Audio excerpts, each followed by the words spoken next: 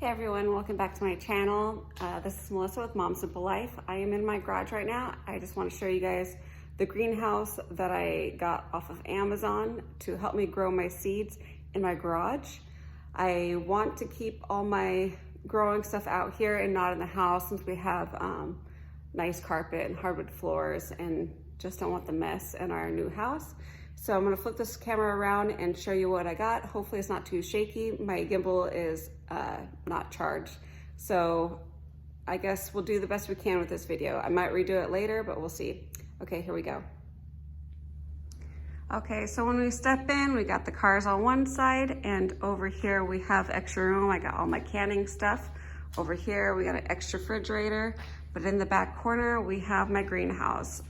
It's not big enough to probably put the seeds together on the outside since I put two racks together. So I have my seeds over here and basically the dirt and the containers and cells and everything I need over here. I actually keep all my seeds in this refrigerator right here all year long. So if there's anything that needs that cold period of time, it's already done for me. And let's just unzip it. It does have quite a bit of condensation on this greenhouse, so you want to make sure it's on cement. Since our cars bring in lots of water anyways, I don't have to really worry about it. Okay, so let's try to open this up more so you guys can see. Okay, so this is actually what comes with this greenhouse off of Amazon. I'll try to link it in the description down below. And I just keep a bunch of just stuff, you know, on here. Not really organized or anything right now. I just put it into one area to get out of the way. And over here, I have two racks. I think I got these from Costco. They're 4 foot by 20 inches, I wanna say, or 4 feet by 2 feet, no, 4 feet by 20 inches. I have these two grow lights, which I love. I wish I could do all my grow lights the same, but these are more expensive. These are $150 off of Amazon, but they work so good, which I do need to lower some of these. They're a little bit too high for the seeds that I'm starting. So these grow lights here, I made these, I think it was back in 2015 or 2016. I did a video on them, and they're very popular with people who grow marijuana for some reason. So that was a pretty good video, I guess. And over here, I have 3 whole flats of veggies growing. I have 1 flat of all cabbages and another flat of onions, leeks, and some cabbages in the back. And I have a flat over here of broccoli, bok choy, cauliflower. Oh wait, is cauliflower in this one? No, this is just broccoli and bok choy. And then if we go down below, oh, and here is the heater to make sure that this stays warm over here. Another reason why I wanted to have this in my garage is because we have this random spigot just coming out of the floor here, which I was able to tap into. So I could use my hose to water these. I do need to get basically fitting a hose fitting for the end. So over here I have cabbages, kale, collard greens, arugula, Swiss chard, and rhubarb. There we go. So those just came up. I got these mats also off of Amazon. I only bought 2 for starting seeds, so I hope that they'll be, enough to start all my seeds. And plus with the heat in the room, it's just fine. I don't know if you could hear the heater, but it just turned on since I have the door open. So I have those right here and this heater right here. I like it. It was a little bit more pricier than the ones that don't have a temperature gauge, but since I'm not babysitting this all day long, I need to have something to have the light come on. I also have a thermostat right here, or temperature gauge right here. And then down below here. Okay, so here's my other tray. I have nothing started in any of these cells until I get to the 3 last cells, which is Lisianthums. I have 3 colors, the brown, green, and lavender.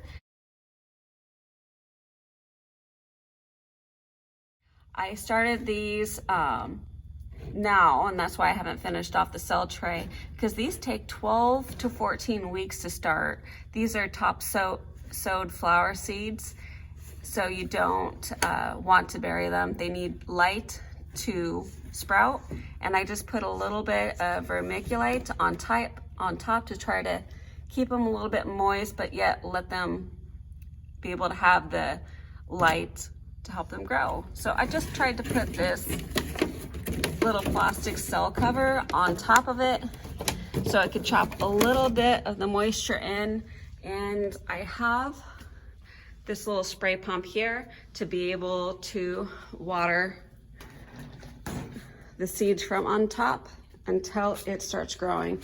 I found this one also on Amazon, which it works really well. See, it kind of has a fine mist, or a fine mist. So far I like it. I haven't had any problems with it. It really does help me out, since I don't think watering anything from on top is good for a hose. It's a little bit too powerful. I tried to hook up this one here and it just leaked. So I actually need to buy a new one. I use that still on the outside in the garden, because who cares if it leaks? And I just haven't had time to buy another one. Okay, so I think that's about it. I need to get the grow lights up and ready up here for the ones that I DIY'd at home. And let's back up here. I do have a little bit of storage up above, not a lot. I don't feel the condensation on the top here. I think it's just more down below, which is kind of weird, but maybe it's just not condensating right now or showing it because I have the door open. But the reason why I wanted to have this greenhouse is to keep the heat inside. I didn't want to have to heat the whole garage. Plus we come in and out of the garage like at least 4 times a day with our cars going to and from work, both of us. And there would be no way of keeping these seeds nice and warm at the temperature that they need to sprout and live. It is 22 degrees right now, and we're in the Seattle area, a little bit, probably 30 minutes north of Seattle, so it is kind of cold, and we just need to keep these seeds warm. I do need to finish off this cell tray with a lot of other flower seeds. Okay, let me close this up. Yeah, you can see condensation right here. But let's close this up.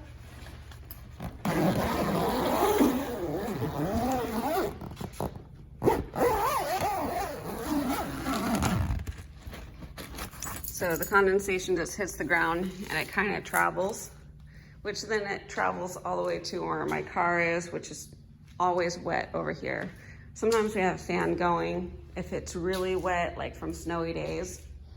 But here is all my seed starting stuff. I have the soil here, the vermiculite. I ended up putting the soil in 2 trays. These all have cracks. They're not usable for anything else, but the cracks don't go too deep. So I just fill it up with the soil. This is a seed starting mix, and this is just regular potting soil.